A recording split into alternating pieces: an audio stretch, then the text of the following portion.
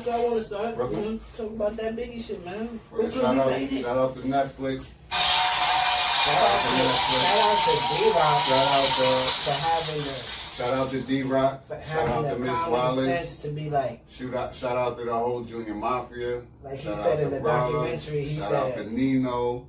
Shout out to Oli. Shout out to all Bedford Ave, Fulton, St. James, Gates Avenue. Real shit. You know, shit I was raised up on. I don't know all y'all picking at that one line and suck a daddy dick and shit. Y'all niggas is weird, and y'all need to stop playing. Don't play with that nigga in my face. That's all I'm gonna tell you. So, but this like shit, he said, they always told me a picture's worth 1,000 words, and I thought, what would video say? So he decided to pick up the camera and just film big. He was like, this dude is special, bro. Like, but bro, remember I spoke on that before. I was like, son, I'm waiting until those videos come out, because when you look at all his documentaries and all that, they always had a camera, bro. D-Rock always had a camera. And you always only saw like one snippet or something like that, you know what I'm saying? Because I never saw him, like in this documentary, you see him spit when he got the Rick Ross, when he looked like Rick Ross in his teenage years, but I always only saw him smiling and other documentaries from that. And going up the stairs, like, yeah, they let him rhyme. I never heard that. Heard that? And then the full battle with Cream. In the 80s, for him to be rapping like that? That's what I was saying. It gave me goosebumps. His flow was it was effortless, you know what I'm saying? That shit don't bring tears to my eyes, because I see him like, he's almost like a Jesus character, like how people saw. I see Jesus, Nick, though. You know if that's the case, I ain't touching it. I never touched Hope. I seen Hope. Son, yeah, but those type of characters that big, I walked up on, those bro. Type of human beings, yeah, that is just bigger than anything else around them. You know what I'm saying? You feel that presence. I was there. Like, whenever I see that, the real footage, when they bring the casket back on Fulton, I was out there, bro. Mm-hmm. You know what I'm saying? Every time I see that, I feel the same feelings and energy I felt there. You see my tears, bro. Mm-hmm. And it's not even through pain. It's just like, yo, like, it's difficult when you're trying to express it to these younger generations and get them to understand why he is that. You didn't live it, it's tough, bro. It's real tough. It hurts. You know what I'm saying? It hurts me. I don't think it'd be tough. I think it'd be tough for people to I think it's tough to talk to people that don't do their due diligence. Shit. You know what I'm saying? And their due diligence. Like, when I was 18, like I was listening to Big and shit. But when I was 18, I went to Puerto Rico for the first time in my life since I was 2 years old. And that was the first time I listened to Ready to Die all the way through. You know what I'm saying? And I couldn't listen to Big, bro. Like, if I had a movie and I was like, this would be a part of my shit. What he said? Leaving niggas where rabbit is, Kleenex to clean the kids' tears. I couldn't say that. I said that bar, and my pops turned the radio down and bugged out. He said, y'all can't, you don't even know what you're saying. You can't. I'm like, I'm thinking rabbit is. Yeah. I didn't know that was going in a nigga pocket and taking everything out, pulling the pockets out the way he looked like rabbit is. That's how young I am digesting and absorbing what this man's saying. That's like 9-4 type shit. You know what I'm saying? I'm 6 years old. Yeah, so. And then after hearing it, and go walk up Fulton, I'm going to Blimpies or Brian, like, and graphicness of what he's talking about. When you watch that shit, you see all them out there, bro. That was every fucking day. Yeah. Every day, you could walk up there and see him, son. And then for me, like at 32, about to be 33, yeah, I look at what he was thinking about at 18, at 19, 20, 21, what he passed at 24, 22, 23, 24. Those pivotal years, you know what I'm saying? I wasn't thinking, I'm still trying to think like that, you know what I'm saying? Like, sometimes it'd be like, can I be scared to go as deep as he was thinking at that age? You know what I'm saying? Like, to think about, like, damn, I know, like, I've been trying to do whatever I can to help my moms. You know what I'm saying? Right. But like to know that your moms was sick at a young age, and for you to be like, damn, like, fuck it. The only thing like, bro, back in them days, to be honest, these dudes was getting less than $7 an hour for a job. So it's difficult for me to say I want to go to a job and get $30 a day. Doing that. You know what I'm saying? $30 a day, $120 for the week, and then I see my nigga on the block and he got chains and shit on. You know what I'm saying? Like, how much you making in a day? He gonna tell me $7,000 in a day. Like, what? I'm gonna have to try to do something to help my moms, bro. My pops left. Think about this, bro. When I leave the block, right? When I leave the block, like leave the spot and go pick up my security uniform. Everybody that knows me knows the story. I lived in the spot until the fucking job called me. When I went and got this job, I was making $9 an hour.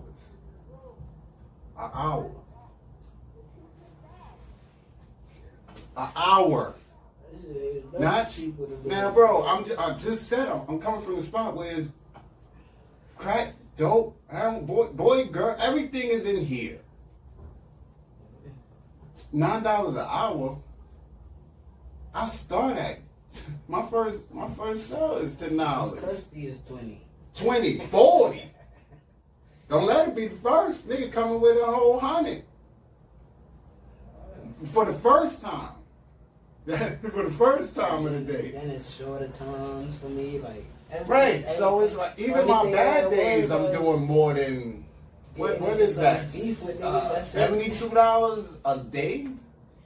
So to take that and still, like, imagine what I was going through at that point. You was there, and I still sat around in the spots. Because I felt that was still me. Until they start giving me like $12, and I'm like, oh wait, hold on, what am I doing? You know what I mean? So imagine if that's mid 2000s, we going back 15 more years. Yeah, early 90s, 80s, late 80s, early 90s. No fucking job. For them niggas, man. I see my mom working every day, and ain't nothing moving. The needle not moving at all, bro. So for him to be that young and to do what he did was crazy. You know what I'm saying? Monumental. Legendary. Yeah. Legendary. And then to be as musical as he was. You know what I'm saying? How far you got into it? About 40 minutes left.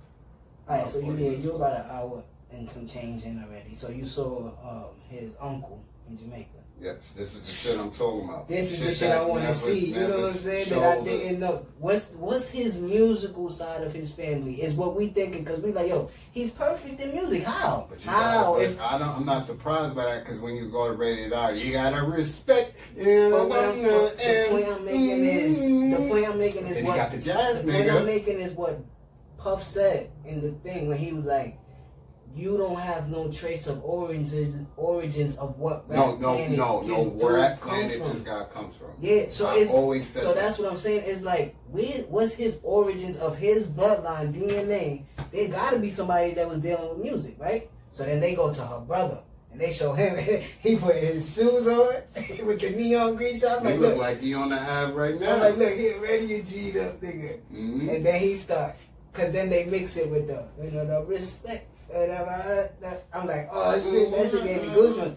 And then when you said, like you said, the jazz musician that was living in his building, hopefully we not giving no spoilers. This will be out in a second. Listen, man, it's I out. should have watched it, yeah. It's out, and we talking about it the day that it's out. If you haven't watched it by the time we drop this, it's your fault. In great detail, we talking. Come on, right? man. So the jazz musician, for him to see how special he was in music. Wait. We're not going to gloss over that, because I've always spoke this to people, and if you don't understand bar structure, bar format, 4 bars, or all that shit, rhyming within the pattern, you wouldn't understand why Big is declarated as the greatest rapper ever. He broke the bar line.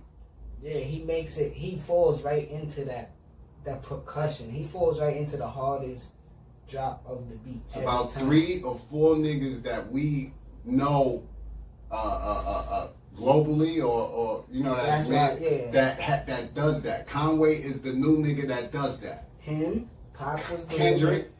Pac was not doing that. Kendrick gets Pac was rapping. Oh, you mean break? When you go past the bro, break the plane. When niggas write bars, this bar stops, and then that. It's never the bar here goes into the, like Big and he will use a word that is a bridge for both bars. There's no slash there. He's just writing. Yeah. He turned his poem into a rap. It changes the whole.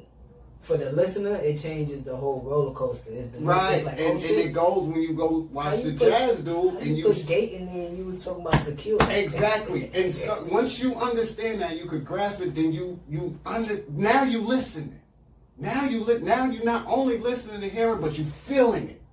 Pause. So when you go and you hear the jazz dude speak, that shit opened my eyes to why, and then they show you and his then put in the split screen with the drummer and him rapping. They show you the freestyle with him and Pop. That's Pop on the other. Pop not doing that. At the table and when I say that and people speak adamantly about it, people be like, "Well, you just don't like Pop." It's not that. You're not going to gloss you're not going to gloss over the greatness of what Big did. Nobody had did that. People still can't do it. Hov don't even do it. Yeah, you see what I'm saying? He was even if he was out of pocket, he was always in pocket. He's in pocket. Hov does it sometimes, and when he does it, he sounds offbeat. Like I hear people say with the Nip song, they say, "Yo, he kind of sound offbeat." Because he's not rhyming into the bar. It's almost like a person that doesn't live within structures.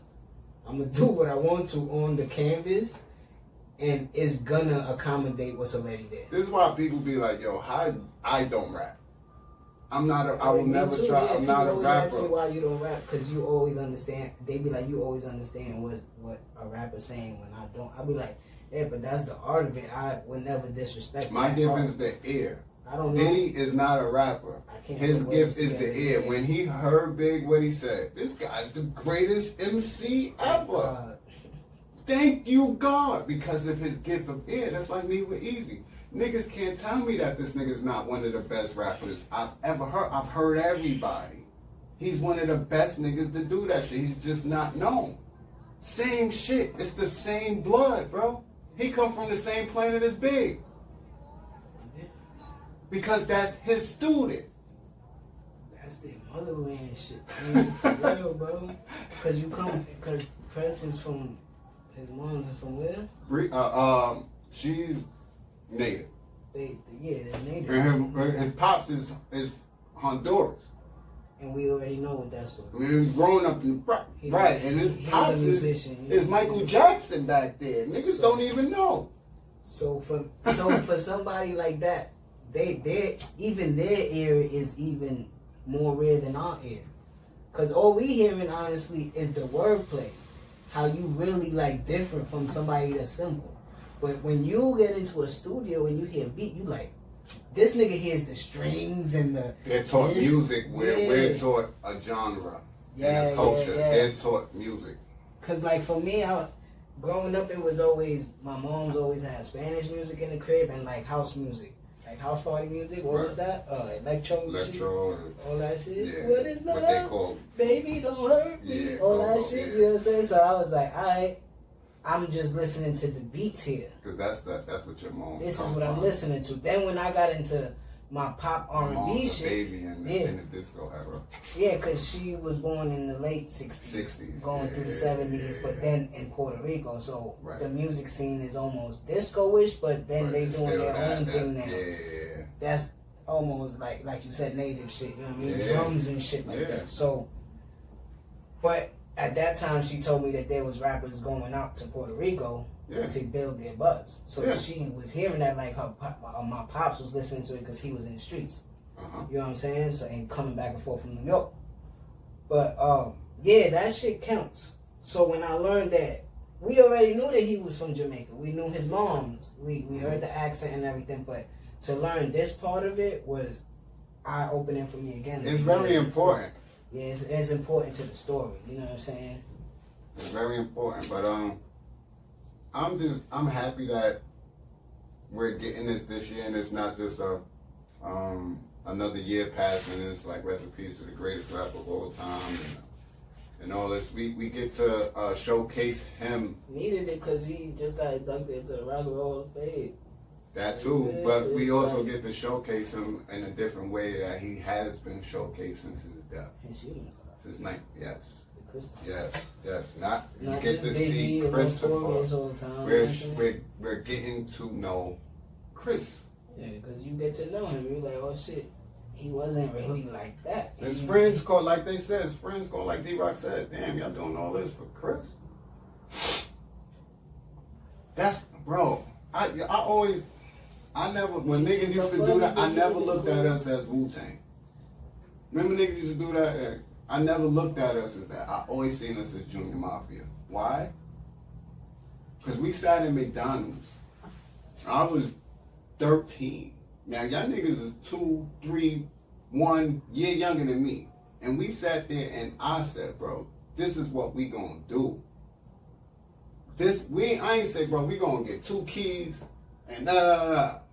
No, whatever we do, this nigga got it. This is the talent. Whatever y'all want to do to help with it, make a beat. You want to rap too, he can help you. This is what we're going to do. Our shit is going to be an entertainment. Still got mad talent around him. Exactly. I have done nothing my whole life but put talent around us. Not me, us. Because it's not just me. You've always been my partner, bro. You know what I'm saying? So I always looked at us as JM, son. Because if we had got, that's why it's like, he died at that age. I always pushed us like that to where I thought about it. I'm like, man, that nigga was special. Like, that's it. That's all you can say about somebody that makes such an impact and pass. Not to say Easy ain't special and we not special. It's just it's just like almost like what D-Rock was saying in the doc. He said, I was just on the block, like, this really don't happen for us. This don't happen for people like us.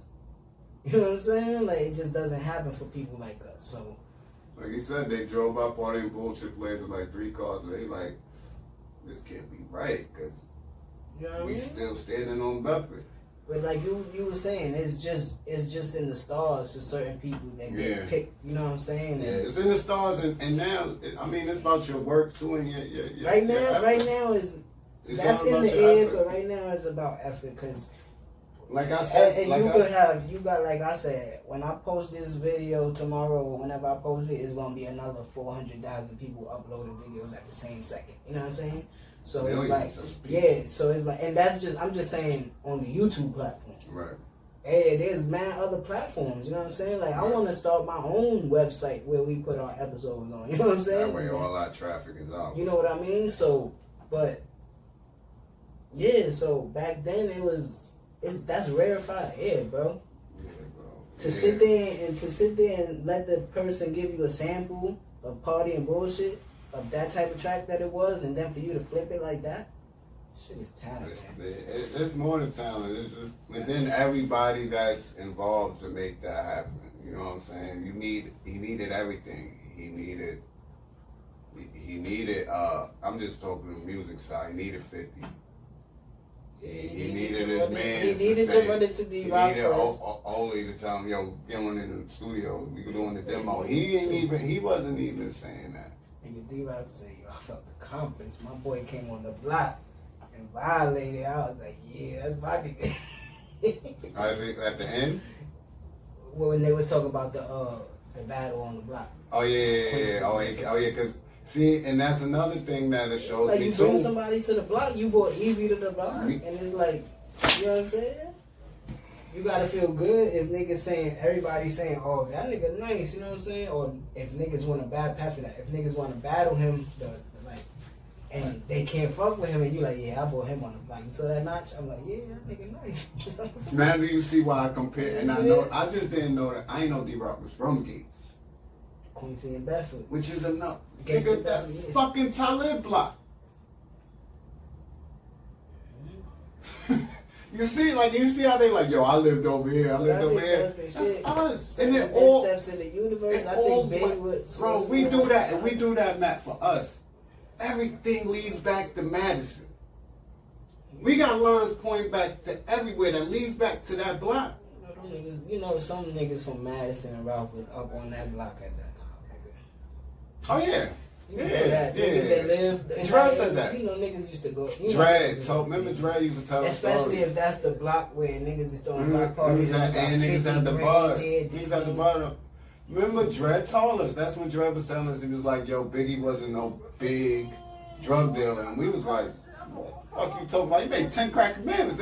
Dre was like, listen. And he broke it all down to us. He like, yo, I was out here. The All Gold Brothers and He was like, nah, he was a small time drug dealer. I'm like, nah, Dre, you hate him. But like we said, we even gotta think about again. He died at 24, so he's talking about him at 15. Right. He wasn't and we was how old was we out there, Dre? At 15. That's 94? Right, and we was 15, 14. I'm just getting my groove in New York. I just got out here in 91. So we had people from our block. It's a legendary block. Yeah. You know, our hood is legendary. Yeah, you know what I'm saying? So well, I mean that ain't I don't say that to like big ourselves up, but that's just what the fuck it is. It's what it is. That's why that look, like you said, I brung Easy to block.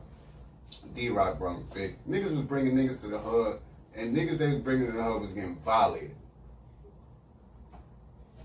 D-Rock the invisible bully. Niggas is shook at the invisible bully. Niggas never know what niggas was talking about. If you look at the video, I'm wrapping the towel around my fist. I'm like, yo, I'm about to pop on this nigga. You know what I'm saying? Like, I ain't here for nothing else. He said, should I fight this nigga or nah? He disrespecting Big. But then I saw Big and then that's what music does. It calms the street down. Like, no. He disrespected me. This is a battle. Chill, yo. I'm about to get right back at him. Almost how you feel in rap battles. But it's a format now. So you know you can't wild out. Unless it's disrespectful towards you. It's not the battle, you know what I'm saying? Like, if it's disrespectful towards you, like, alright, bro, see, yeah. But, yeah, man, that doc is great. I think the doc is great. That's why I said to D-Rock, I said, yo, I shed tears on the intro, man. And I just thank them from the bottom of my heart, bro, for showing me as a kid that we could come from the style and be bigger than this corner. I don't think people understand that. Jay didn't show me that. Jay didn't show me that as a kid. Not coming from here. That was big, bro. Until 19, even after he died. But and presently until 1997 when I'm 10 years old. You know what I'm saying? Like you can be, look, that's 10. What is it? 3 years later, I'm like, yo, bro, this is what we doing. Where does that come from? You gotta see it to believe it, you know what I'm saying? No, so I told him I appreciate y'all, man. That's why it's always talking more. Think big and forever Brooklyn, man. We did it.